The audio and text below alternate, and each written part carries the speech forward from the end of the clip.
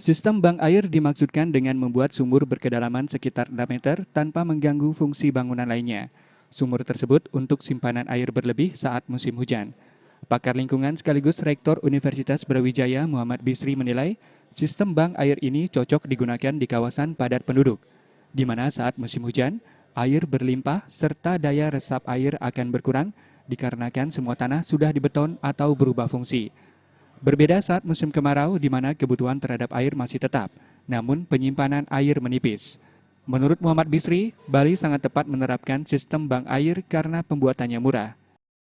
Diregulasi dengan baik supaya elevasi lahan itu terkendali, tidak dibiarkan seperti sekarang ini. Kalau ini tumbuh bangun-bangun yang sangat banyak sekali, maka resapan akan kurang.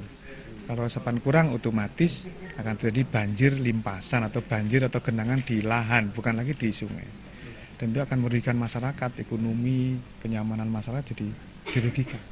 Oleh karena itu langkahnya yang tadi adalah pertama overlay antara tata ruang dengan pengembangan sumber daya air. Yang kedua harus action nyata, tadi saya usulkan satu gerakan Bali menabung air dengan teknologi sumur injeksi. Kini pemerintah perlu mensosialisasikan cara dan manfaat dari bank air tersebut sehingga krisis air bisa teratasi. Trimaja dan Gung Krisna, Bali TV.